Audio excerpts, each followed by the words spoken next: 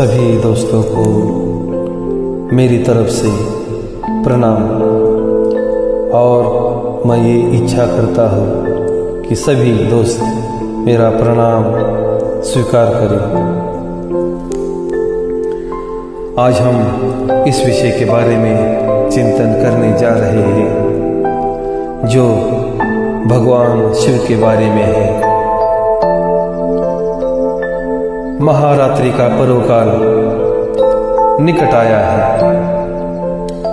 तो सभी को ये चिंतन होना चाहिए कि उसका महत्व क्या है। इसलिए आज का ये विषय हम शेयर कर रहे हैं। ओम नमो जियाद्य वेद प्रतिपाद्य जय जय सस्य विद्या आत्मरूपा देवा तुच्छ गणेशु सकलमतितार्थ प्रकाशु मने निवृत्तिदासु अवधारी जोजी।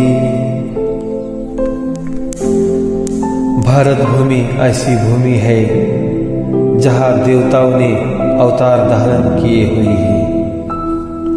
हमेशा से ही भारत को सोने की चिड़िया कहा जाता है, पर इसे अपने ही घर में दलालों ने नोच डाला है।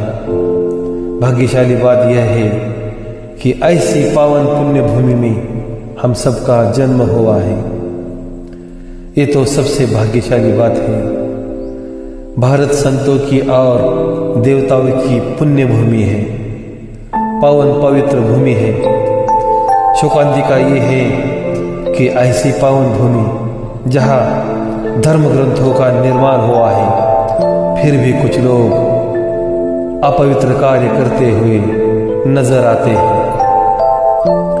भगवान शिव को प्रलय की देवता कहा जाता है।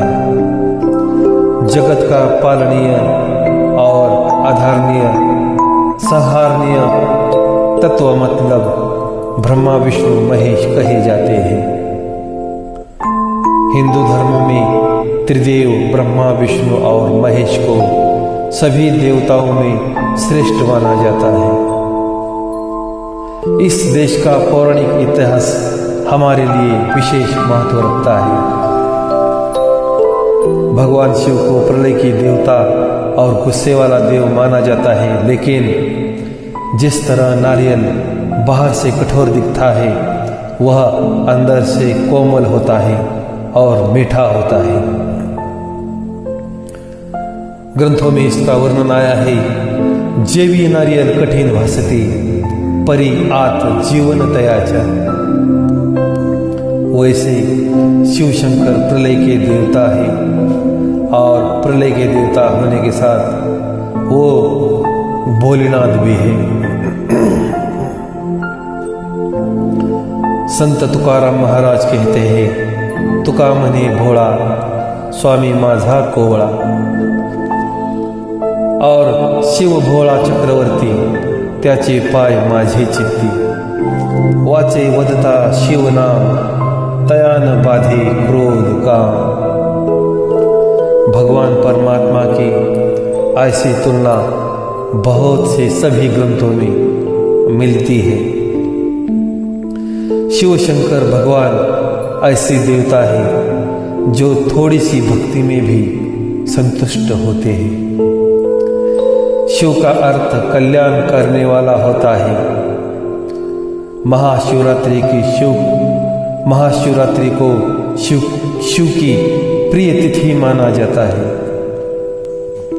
शिवरात्रि शिव और शक्ति के मिलन का पर्व होता है। धर्म ग्रंथों में इसका वर्णन आया है। सृष्टि के प्रारंभ में इसी दिन मध्यरात्रि को भगवान शंकर का ब्रह्म से रुद्र रूप में अवतार धारण हुआ था। शिव पुराण में वर्णन है शिव जी के निष्कल निराकार स्वरूप की स्थिति का प्रतीक ये महाशिवलिंग है।